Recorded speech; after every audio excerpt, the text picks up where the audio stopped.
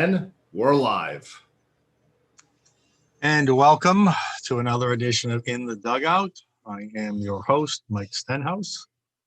And we start off with a little sad news. Sort of been a bad day so far. We've got some snow coming down, which none of us really like to see. I don't think it's going to be that much, though. I had a lunch meeting in Providence today, and I'm out after the meeting, and my back right tire is flat, totally flat. I look around, big silver screw in there. Brand new screw. I hope somebody didn't put it in there.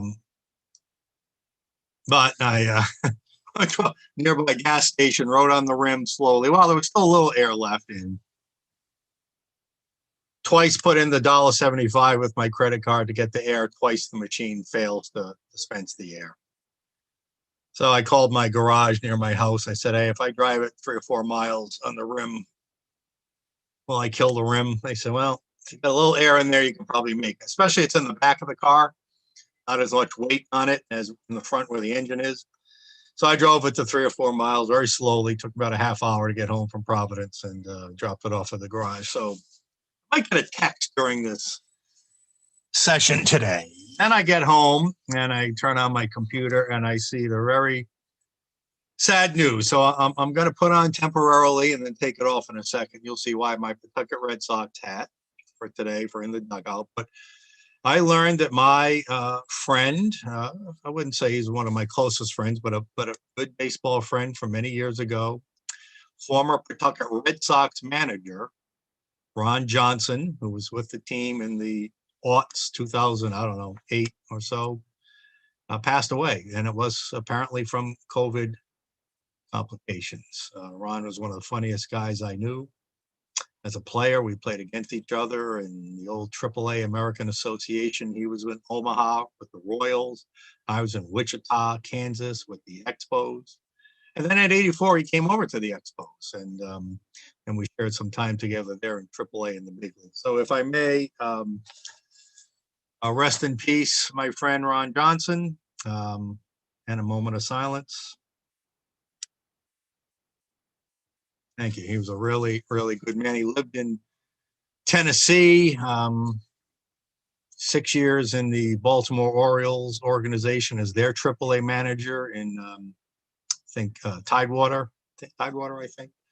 I just had a text exchange. Many of you will recognize the name with former Red Sox general manager and then future Baltimore Orioles general manager, where Ron Johnson managed, with Dan Duquette. And we exchanged some sadness and some memories of Ron Johnson. Hope to get Dan on the show someday. So anyway, sad day today. Rest in peace, Ron Johnson. Okay, today's show. We in about 5 or 6 minutes, we have a guest coming on, Steve Frias. Many of you remember Steve. Steve's accomplished in many ways. He's a private sector lawyer. He's the national committee man for the state Republican Party. He's a great historian, has published many op-eds in the Journal, and he also ran, as you know, in that famous race against Nicholas Mattiello twice, right? And in that controversial case that ended up having some criminal accusations with Jeff Britt and whatnot, with the potential election campaign finance violations. But anyway, Steve Frias will be here to talk about why we should not have a lieutenant governor, why Dan McKee, when he becomes governor, should not waste time or money appointing a lieutenant governor. He wrote a nice piece that was published in many local papers, put out in a media release by the party. We're going to talk to Steve about why Rhode Island shouldn't have a lieutenant governor. Now, speaking of which, the lieutenant governor, we are living in Never Never Land. Put out on his transition website a page where you can apply to be considered for an appointment to be the next lieutenant governor. you can apply online to be lieutenant governor. What? That's just a bad sign. This is groupthink at its worst. That if we just talk to enough people and pretend we find a lot of people who care and support the idea, get a lot of input, that somehow we'll make a better decision. False. Of course, you need advice. But groupthink does not give you good advice. Groupthink gives you think all over the place. You're not going to get any consensus in groupthink. You're in a position to make decisions. Make the damn decision and appoint who you want as as lieutenant governor. I'm thinking of applying. If Dan McKee's serious about helping small businesses, like he says he is, stopping with the crony corporate handouts of the big businesses, which I would agree with him on. If he really wants to help small businesses, pro-growth policies, then he needs conservative policies. And if he wants someone to help him do that, then who better than some conservative? So maybe I'll throw my name in. I don't know. I'll think about it. Since he's opening it up for application. What a silly thing. Absolutely silly. Somehow this makes you look good, being inclusive, right? By opening it up to the whole state where anybody can apply. This is no way to run a government. Groupthink, political correctness, wokeness is no way to run a government. I had high hopes for Dan McKee. They're fading kind of quickly. It looks like he's just adopting the same old never land policies that Dina Raimondo and so many others in the media and the government, are now getting behind. This pretend inclusiveness is just flat out silly. After we talk to Steve Frias, who'll be joining us in just a few minutes, we're gonna talk about two other things. Our center released a study today, an economic impact study on the proposed transportation and climate initiative, which many of you know is a arbitrarily imposed gas tax, ostensibly to force you to drive less because it's going to cost so much so we can reduce carbon emissions. TCI is a gas tax. We did an economic impact study on it. I'll go through that after we talk to Steve Frias, who'll be joining it in just a minute. Then after that, to end our show today, and this is where I'd really like your feedback on these last two items. Again, why do we put up with this? And are you kidding me? The Raimondo's failed COVID-19 and vaccination effort is just being repeated by Dan McKee. That's one item. And then the media hypocrisy. The media hypocrisy. Now we're going to show you two cases. One from the left, one from the right. A person from the right being vilified in the media at her workplace by the state. The other person from the left, much worse words, much more serious and direct, I don't want to say threats, but provocative words, also works for a state entity, but pretty much mum's the word on that. I mean, how much longer do we put up with this stuff?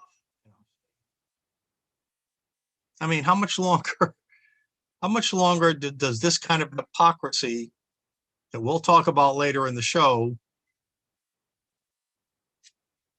happen? I mean, it's unbelievable to me that most people can look at how one side is treated different from the other and think that anybody serious, that anybody in the media is serious. I mean, it's not just the national media, it's here in Rhode Island too. I mean, I don't know what's going on. So we have our guest. Let's go to our guest line, and we have Steve Frias joining us. Steve, if you can turn your video on, there you are. How you doing? So, welcome to In the Dugout. How you doing there? I didn't pre-warn you on this, but in the dugout, we tend to wear baseball caps. You got one you can wear? You got one sitting around there somewhere? It's somewhere in the house, but I'd have to get up right now. I'm All sorry. right, next time you'll be prepared. Okay. Thanks for joining. Well, Steve, you're well known, between your candidacy against then Speaker Mattiello, your work as the national committee man for the state Republican Party, but you're also a great historian, a deep thinker, a frequent editorialist in the Providence Journal and other papers. And you wrote a very intriguing piece that was published in local papers. And I'll share that. But basically, let me just show some people before we get your comment. I'm just showing the one on the Cranston Herald, but you're basically arguing, Steve, that the state could save $1 million if we eliminated what you probably think is the useless position of lieutenant governor. Your initial thoughts on that, Steve? I'll start out with this. It was, as you know, there's a lot of debate going on right now about how, who's going to be the next lieutenant governor and who's going to appoint the person and how is it going to work. And right now we're in the middle of like a $500 million budget deficit. And this office has basically no essential function. Doesn't preside over the Senate, doesn't really work closely with the governor in any required way under law. And it has a staff of 7 people. So my thought was, why are we filling this spot? We've had times in our history where we didn't have this spot filled and nothing bad happened. So what's wrong? And you think about what we just learned from McKee, that how long has it been since he even spoke to the governor, right? And wasn't part of this COVID task force or anything like that. I mean, you're right. What's the purpose? Well, I mean, exactly. I mean, in other states, we have the lieutenant governor serves one or two purposes. Either the lieutenant governor presides over the Senate, okay? Oh, that does happen in other states? Absolutely. In other states, they preside over the Senate like the vice president. I didn't know that. Half the states are like that. And then sometimes in other states, the lieutenant governor runs with the governor as a ticket. And then the governor assigns duties to the lieutenant governor and they work as a team. Okay. Yeah. At least in that case, they're in simpatico, right? Right. And then the governor can assign duties to the lieutenant governor. Hey, go do COVID. Go do this about emergency management, something, right? Instead, we have this lieutenant governor position that's completely kind of free flowing. You make it up what you want. And they're elected independent of the governor, number one. And then number two, they have a large staff. I mean, when you look at what the Rhode Island lieutenant governor do what? Exactly. I don't know what they do. I mean, they sit on some advisory. I mean, they basically sit on some advisory boards, right? It's like they're on some EMA. This is the thing, like with Dan McKee, he sits on an EMA advisory board, but he's not involved in any of the emergency management stuff that the governor was working on for the last year or so. So I don't understand what the purpose of the lieutenant governor's office is. And at this point with this crisis, why don't we just leave it vacant and save $1 million for everybody? Leave it vacant just for the next 2 years or leave it vacant permanently? Well, I would say leave it vacant for the next 2 years and actually pass a constitutional amendment and get rid of the whole thing and just make the Secretary of State the next office holder who would succeed the governor. Well, that was one of my questions. What would be your succession plan then if we didn't have a lieutenant governor? Yeah, I mean, in 3 other states, the Secretary of State actually replaces the governor if the governor moves on. One of them, I believe, is Arizona. I think the other one is Wyoming. I think the other one is Oregon. And the Secretary of State, as you know, manages elections, manages the corporation's filings. They actually have a duty, right? So you have that task. And then if once every 50 years, the governor leaves, like in this state, well, then that person would be the temporary governor and that would be it. Instead of having this person who serves as lieutenant governor that really doesn't have any purpose, doesn't preside over the Senate, really doesn't work with the governor or anything, is not required to, and sort of just kind of tries to figure out what his purpose is in life as lieutenant governor. And you estimate the savings from that would be about $1 million in the budget? Yeah, I mean, if you look at the lieutenant governor's budget in, it's 1.1 million, okay? So if you eliminate the lieutenant governor's office, which is his staff and himself, or 7 people, that doesn't leave a lot of room for much other spending, does it? Well, it's basically that, the benefits and some other things. You just eliminate it. You know, we always talk about us, you know, people who are conservative viewpoints. We talk about where we can cut spending, right? Well, what do we need 7 patronage positions for a guy who doesn't have any real responsibilities? Patronage position. That what Yes, they they're are? all at will. That's all they are. They're at will positions. So it's political guys. You know, it's like this guy hires 7 political friends, and their job is to promote the lieutenant governor in the hopes that someday he or she will run for higher office. Which one? Governor like Charlie Fogarty, Congress like Bob Wagan, U.S. Senate like Richard Leach. All these guys fill up this spot with political people whose job is promote the lieutenant governor who really doesn't do anything. And They don't do anything themselves. and they don't do anything themselves. Well, and by the way, since 2003, they don't preside over the Senate. So they don't have really any duty except sit on like about 3 advisory boards that, you know, like any other, I could sit on an advisory board, but should I be paid $120,000 a year and have a staff of 7 people that cost the taxpayers $1 million in the hopes that I'll have a governor either drop dead or have ambition to go to national level and I can become the governor? All right, a couple other questions. First of all, I assume that if we were to keep the position, you would like to see it be part of run as a ticket jointly with the governor. That would make sense to me. What do you think? Yeah, if you're going to keep the position, ideally, then you would have the governor and lieutenant governor run as a team, and they Like would the president and vice president. absolutely same concept. Do you know how many states do that? I would say approximately half the country, maybe about 26, 25. I mean, All I right. don't remember the exact number. I'm sorry, Mike. But I'm surprised that many don't have it that way. So Rhode Island's not really in the minority there then. Yeah, what Rhode Island's in the minority on is either the governor and lieutenant governor run together, or they don't run together, but the lieutenant governor presides over the Senate. Okay, They have duty. Got it. So we are one of 3 states where the governor and lieutenant governor don't run together. And the lieutenant governor doesn't preside over the Senate. And sort of just sort of like this free flowing, I kind of try to figure out what I'm doing. I don't know what to run for higher office kind of position. All right. You want to talk about even infinitely times more silliness? Did you see the news today out of the transition team of Governor McKee? Which one is that? That he now has an online portal where you can apply to be considered for the next lieutenant governor. Oh, yeah. I did see that. And actually, what I did was I submitted my column to the website. I came on in and I submitted my column because I don't want to be considered for lieutenant governor, but I want them to consider not filling the vacancy. Right? I mean, if they want to put me in, I promise I will not hire 7 people on staff and I will not pay myself $120,000. You know, I mean, that's kind of what I saw. I was like, I think, Mike, that everybody should just start applying for this thing because the qualifications, all you have to be is a registered voter, be 18 years old, and have lived in the state of Rhode Island for 30 days, and you're ready to go. And you're ready to be lieutenant governor. Yeah, to do nothing. Yeah, so you don't have to have any qualifications to do nothing, do you? No, you don't have any. I mean, the list of requirements for the job aren't that long, are they?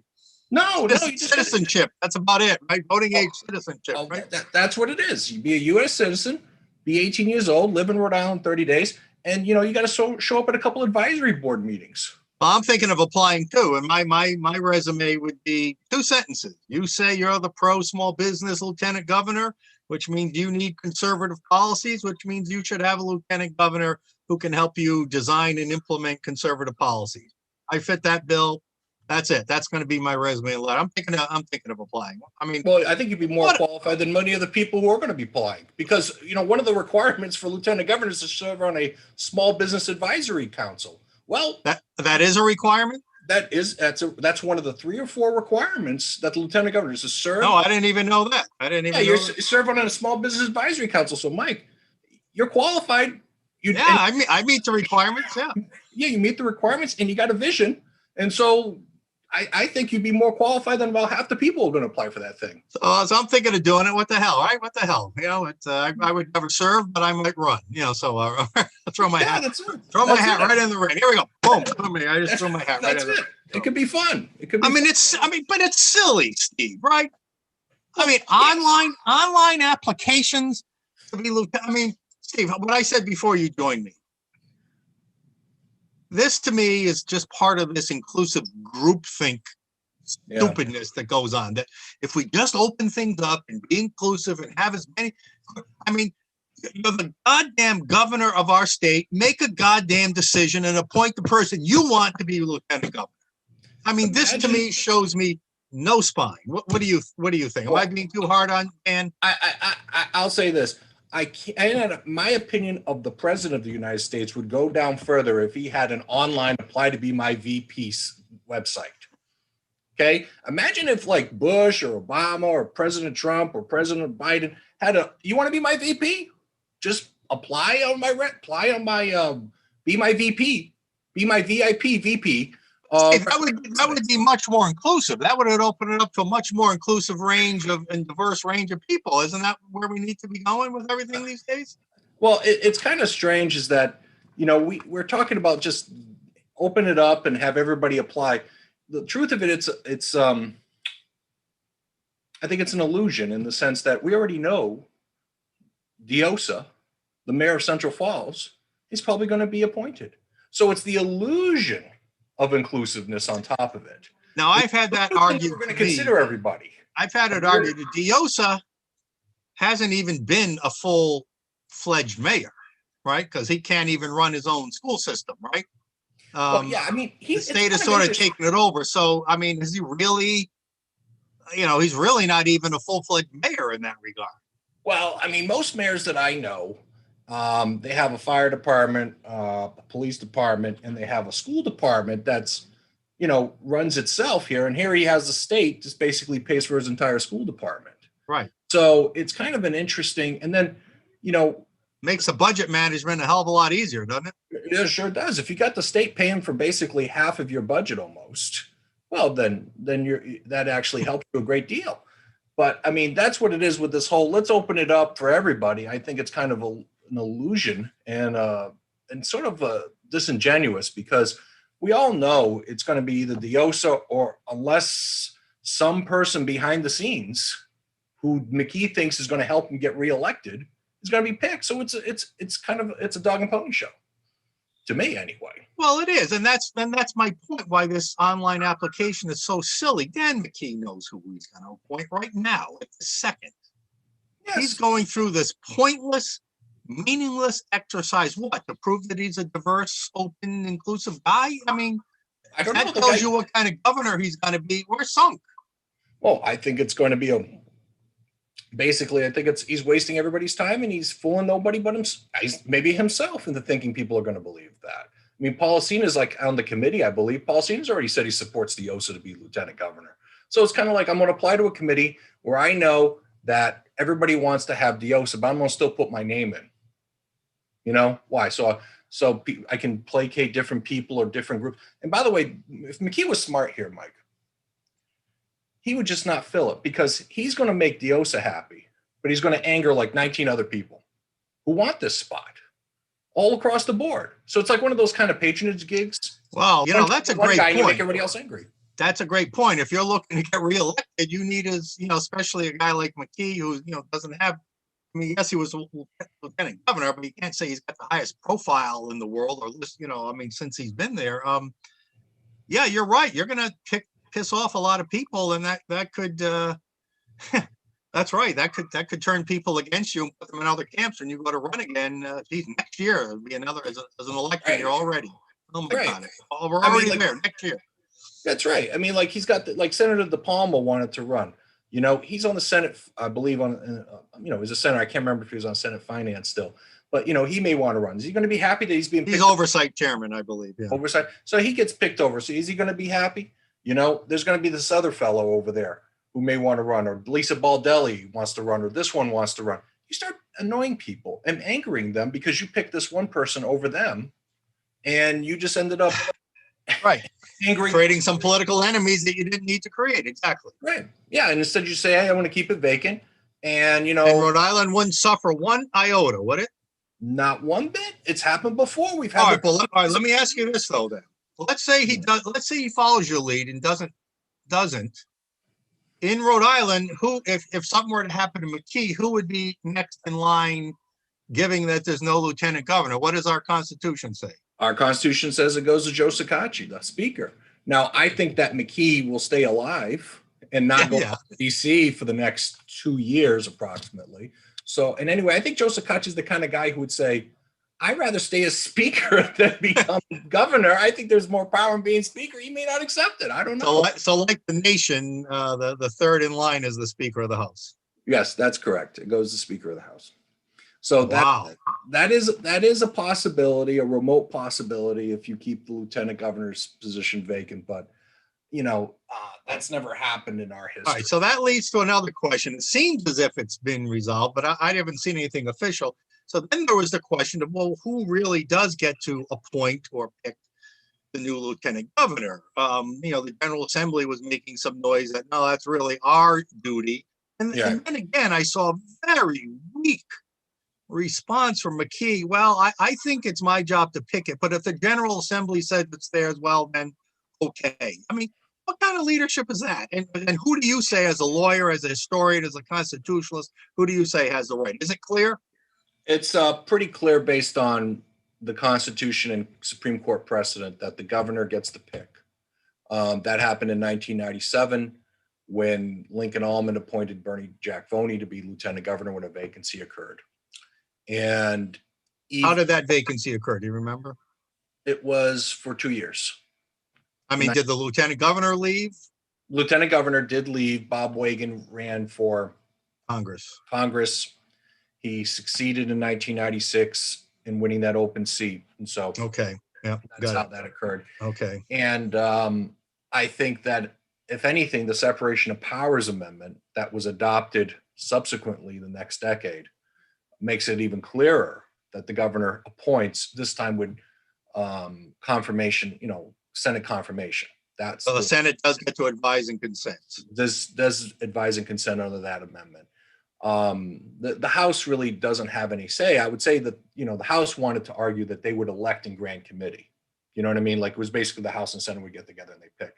That happens for other general officers. It doesn't happen for lieutenant governor under our Constitution. The only thing House... It's not crystal clear in the Constitution, but pretty clear, you're saying. Lieutenant governor is not elected by the grand committee, period. Okay. Crystal clear. Okay. The House has one thing it could do. The governor can nominate, the Senate can confirm, but the House could decide not to appropriate. They can just not the office. The power of the purse. Power of the purse. And if they didn't want to fund a lieutenant governor's office with 7 staff people, they could do that. They'd probably be doing the right thing for the taxpayers. That's their power in this game. All right. You also in your piece wrote that the office of lieutenant governor was left vacant on many occasions. I mean, for how long were those occasions? Are we talking days and months, or are we talking years at a time? The 4 that I pointed out were almost a year. One was 11 months in 1928 when the governor died and the lieutenant governor became governor. That was for about 11 months. 1928. 1944. The lieutenant governor was appointed a superior court judge, and that was approximately 9 months vacant. 1945, lieutenant governor became governor because Howard McGrath, the governor, decided to go to Washington, like our governor, and that was over a year. It was approximately 15 months of vacancy. And then in 1956, the lieutenant governor got appointed to superior court judge, and there was a vacancy for 8 months. So 4 times there's been vacancies, and the average length is about a year. And so in those occasions, I could not find any newspaper articles or any sort of documentation that indicated that Rhode Island suffered because it didn't have a lieutenant governor. Yeah. You know what I'm saying? No, there was nothing like, oh, no, we don't have a lieutenant governor. Now there's a crisis. Now we've some jobs left the state or something of that nature. There was nothing. It was an afterthought. If we gave specific duties presiding over the Senate, something more substantial with more businesses, or even inspector general type duties, which was an idea we kind of put forth years ago. Would that be worth keeping the office and spending $1.2 million or so, in your opinion? My view, unless the lieutenant governor is running with the governor as a team, that's the only way that I could see justifying any expense. And even in those cases, it doesn't justify having the lieutenant governor have a staff of 7. Yeah, I mean, yeah, you're right on that. I mean, it was so embarrassing to me. I don't know if embarrassing is the right word, but when after Raimondo's nomination, it became known that there was no communication between the governor and lieutenant governor, that the lieutenant governor had no experience because he wasn't invited to be part of the governor's COVID task force, so he'd have to start from. I mean, that's just terrible, terrible government. Good, if you talk about good government, that's terrible government. I mean, by the way, believe it or not, they're both in the same party, right? Yeah, and they're even in the same party, right? Imagine if they're in different parties. With different parties, we could have that argument about, well, they don't get along with each other, they have different ideologies. These two people are in the same party. So all it is like, pick up the phone. Hi, I have this thing going on. I'd like you to be included in it because you need to know about this in case, I don't know, if Joe Biden wins, I may want to take off. Now, to me, that's kind of like normal, routine, to be expected kind of behavior. But, Governor Raimondo and her people kind of didn't see it that way with their lieutenant governor. And I think we're going to go through a rocky transition. And I think in part because it's kind of like Dan McKee is going to become governor and it's going to be like, what's going on? All right, 2 more areas to cover with you. One, you mentioned it earlier, that would it take a constitutional amendment to either eliminate the post or to have it go on the same ticket as the governor, as a team, or could that be done legislatively? But I know legislatively could be undone, but could it be done either way initially? I think without a doubt, to eliminate it completely, you'd have to have a constitutional amendment. You have any reason to believe that this General Assembly would? I mean, it's not really a partisan thing, a Republican Democrat thing. So, do you have any reason to believe that this General Assembly would consider being such a ballot item out there next year? I don't know. I mean, I don't think it's a kind of thing where it's like, oh, it's obviously a conservative thing or a liberal thing. Right. That's what I mean. Right. It's really just, are we going to save $1 million and be more efficient with how we use taxpayer money? I think it's something they should consider whether or not they would, because the problem is that Rhode Island politicians really do love patronage. And this is a place where you can dump 7 people for some up and coming politician. So they hate getting rid of those things. Because you look at the General Assembly, it's filled with patronage. Yeah, that's right. JCLS. Many patronage jobs, Yep. And, in my Gettysburg Redux, what did I say? That we, state conceived in patronage. Clearly, it's the culture around here. Yeah, absolutely. And the other thing I was going to say in regards to running as a ticket, I would think the right way to do it is through constitutional amendment, but I can't say definitively that's the only way you could do it. You have to read that carefully. I tend to view them as running separately under the Constitution. So I think if they did it legislatively, it could be challenged. All right, Steve, we've taken more of your time than we promised. Steve Frias, great historical research, great. Thanks. Appropriate commentary. Thanks for joining us in the dugout. Next time you'll have your cap ready. I will. Thank you, Mike. All right. I'll see you. Steve Frias, thank you very much. Very interesting. Just to wrap up that, I've met Dan. I know Dan a little. He knows who I am. We worked together on some school choice issues years ago when he was still mayor of Cumberland. And as you know, I do give him great credit, and he should get great credit. He started a national, I don't know if it's a trend yet, but he started these mayoral academies, which are charter schools run by the mayor's office, rather than a private or nonprofit entity. But anyway, but I am disappointed in some of these perceived weak decision-making processes. The first one, well, if the General Assembly says that it's their choice. I'll go along with that. Now this one applying online to be lieutenant governor.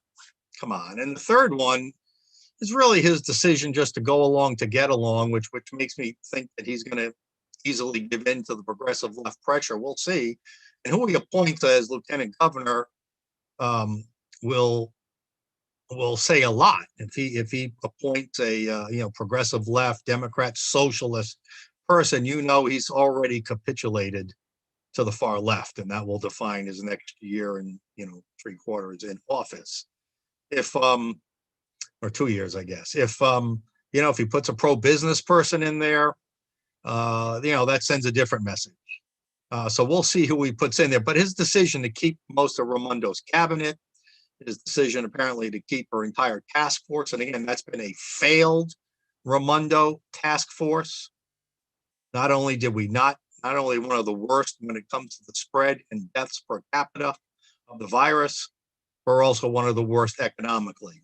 And wouldn't you know that with that track record today, Gina Raimondo, well, let's transition into that. Gina Raimondo had her hearing today. I didn't get to watch any of it in front of the U.S. Senate as the nominee for United States Commerce Secretary. I do know that one of the questions was, what can you tell us, as U.S. Commerce Secretary, when you presided over a state that still is ranked 50th in the country, dead last, I think Ted Cruz said, when it comes to business climate. So,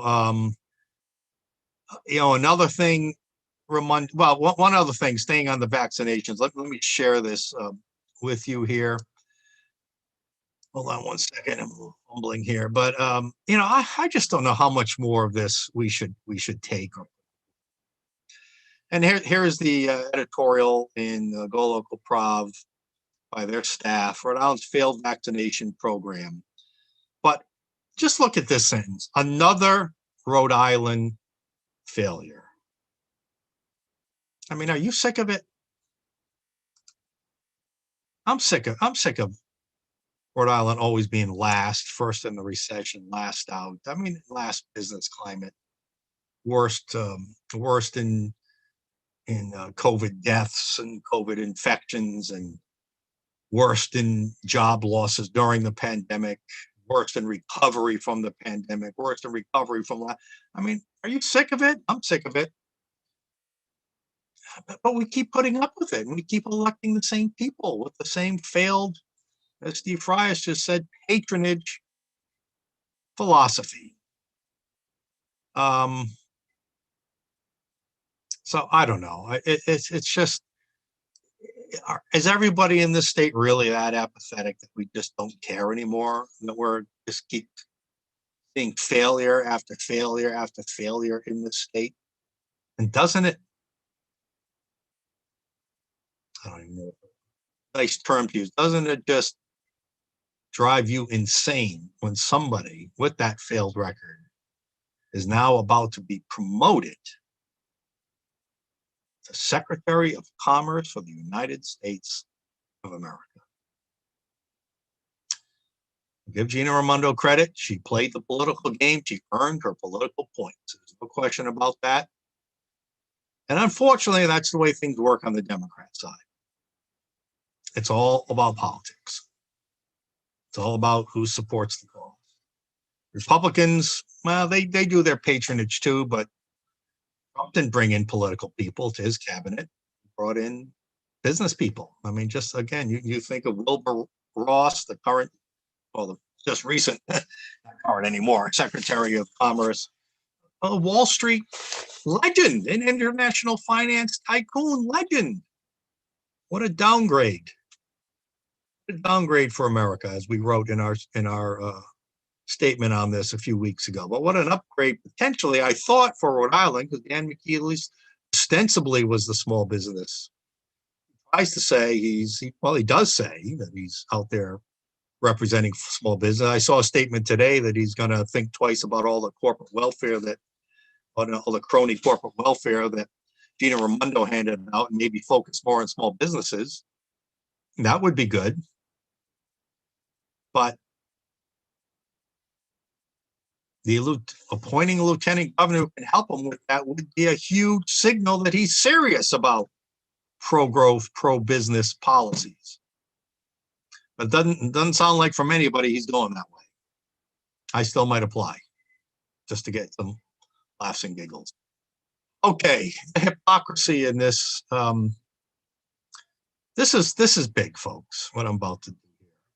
I got to be very careful. You may remember the interviews and comments we've had about a state worker, Laura Larrabee from Barrington, 25-year stellar career at the Rhode Island Department of Human Services. On her personal time, on her nothing to do with work, on her personal social media, made some comments about in support of abortion and against, what she would think would be, funding to pro-abortion groups, government funding. Many people disagree with government funding pro-abortion groups. And she obviously mentioned Black Lives Matter somehow, and she's a big Trump supporter. She organized rallies and had signs and all that. Started getting persecuted at her house, and then started getting persecuted at work. Continued to get persecuted on social media. She got stripped of her duties at work. She got assigned to a new office by the state just for expressing what are very normal and common views for conservatives throughout the country. Basically questioning, why Black Lives Matter supports abortion when so many Black babies are aborted. I think she just asked, don't those Black babies matter? And for that, she's gone through hell at work, in her personal life, hate mail. I've seen some of the hate mail. Unbelievable. Well, she was the subject of a headline today. Let me share that with you. Again, in Go Local Prov. So apparently, we don't know what's true or not here. We're trying to get a statement on the record from Laura. We don't have that. So I don't know what's true, but apparently a letter was sent around to some of her neighbors. The letter is not hate mail, as first of all, as the stupid article says. It wasn't hate mail. It was very political. It was very hard hitting, but it's hard hitting politics. A little bit of name calling, but no hate crime name calling level stuff, and things like that. And it makes a headline, and the police are interviewing her, and apparently the FBI is looking into it, and apparently the U.S. Postal Service is looking into it as to whether or not she actually mailed letters around. Mailing political letters, as far as I know, is not a crime. It's a hard-hitting political letter. So I don't know. We don't know what the truth is here. Okay, but take that. Just take that. What I told you, not innocent, but the common conservative, commonly held, tens if not hundreds of millions of Americans feel the same way about Black Lives Matter, about Planned Parenthood, about abortion. But when she says it, because she said it with a Trump hat on, she suffered enormous consequences at work. She suffered enormous consequences on social media and at her home. And now she's being accused of hate crimes by a paper for mailing a political letter around that her neighbor, apparently a Black woman, if you look at the article, received. So think of those acts, okay? And now compare them to this act. Second time, at least I'm aware of, this guy's been in the news. Here's a University of Rhode Island director of graduate studies who has defended the murder of conservative protesters. He says there's nothing wrong with that, with such acts of violence. Right here, it says it right there.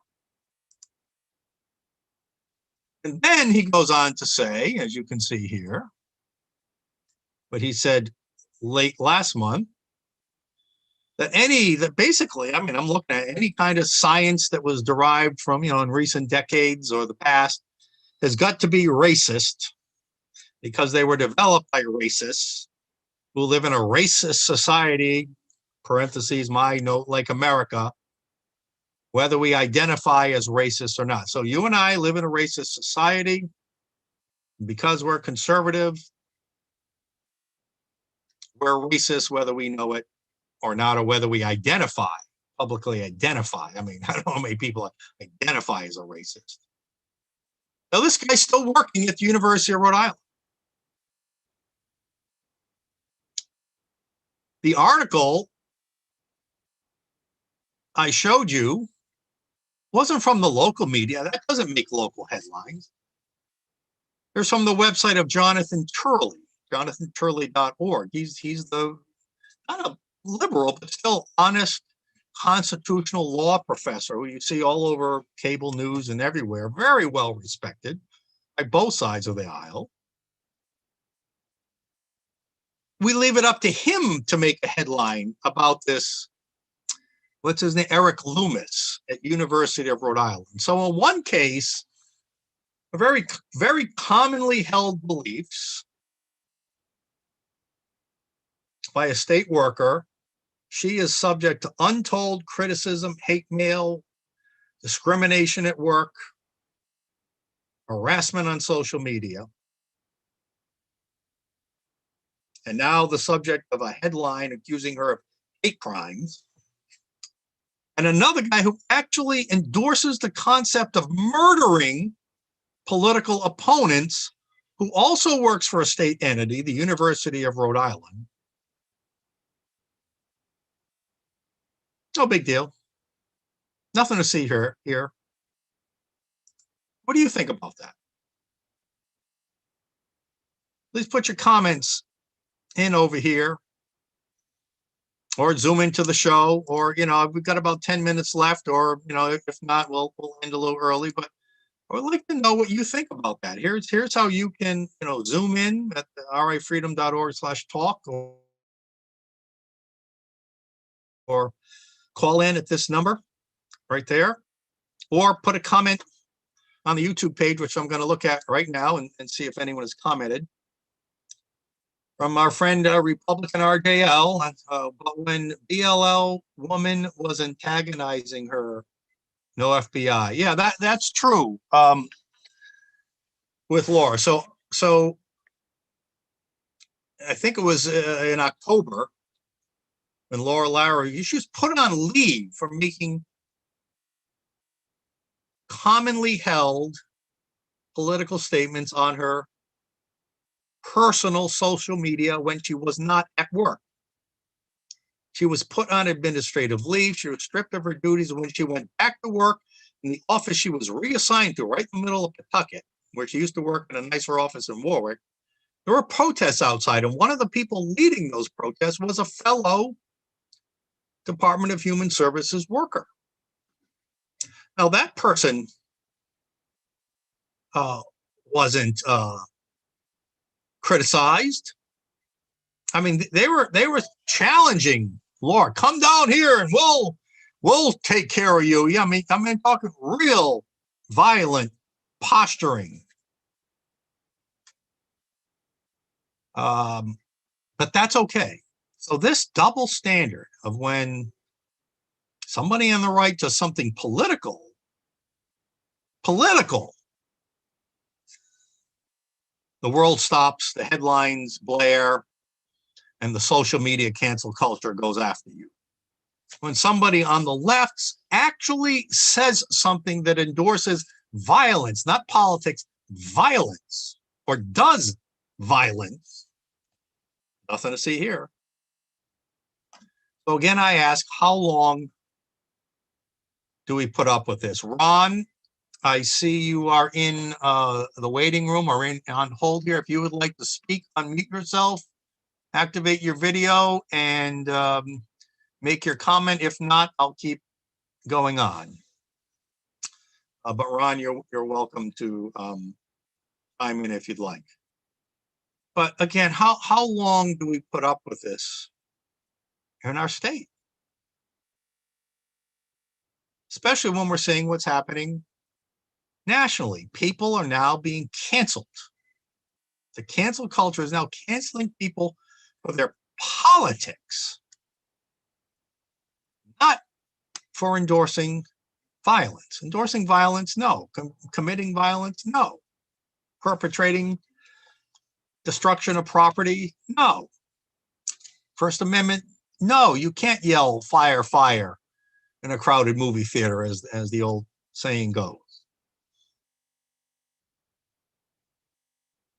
But now we are canceling people because of their politics. Amazon's doing it. I just saw a note, Kurt Schilling, former sort of once removed or decades removed Red Sox teammate of mine, so I headlined his insurance company canceled his insurance because he's a well-known, outspoken, somewhat brash conservative on his media channel. I'm trying to get Kurt on our show, talk about it. He never promoted violence. Many of you have, we've had our Twitter account taken down temporarily, and our friends over at the Gatsby Pride had theirs taken down. No one ever promotes violence. It's politics. Politics means you engage. Politics can get hardball sometimes. But when only one side is allowed to play hardball and the other side isn't, it doesn't make for a very fair game. But yet, we put up with it. I've got a note. Well, this is good to hear. A little testimony from Amamweg on YouTube. I'm not sure how I came upon your channel, but I'm so thankful to hear a sensible conservative voice in Rhode Island. I guess that's us. I guess that's me. Good. In general, I am despaired of the corruption in my native state. So are we, ma'am. Amamweg, I don't know who that is. Sir or ma'am, we don't know. That's the problem we have in this state. Think about it. 100% of our federal delegation, senators and reps, 100% of our executive branch, 100% of the leadership in the General Assembly, and 86% of the General Assembly. And pretty much everybody in the mainstream corporate-owned media anyway, all just give you the politically correct, never land, socialist, progressive point of view. We talked last week about Rhode Island's and America's never land. And these people believe it. They really believe it. Just like we believe what we believe. One of us, I think it's them, but one of us is in never land. Is it us? Are we the ones that living in the fake world? I tend not to think so because we believe in the things that are documented 250 years ago, however many years ago in our Constitution, 230, 40 years ago in our Constitution. So that's why I think we're not the ones in never land. So thank you, Amamweg, for your comment. All right, so on tomorrow's show, we have another very interesting situation. This political, again, we're not afraid to talk about the things that bring common sense, sensible discussion to really hot button issues. We're not going to fan the flames, but we're going to talk about hypocrisy. We're going to talk about injustice or unfairness when we see it, or something silly when we see it. And something silly is going on in the city of Barrington. You may have seen the story many months ago, last year.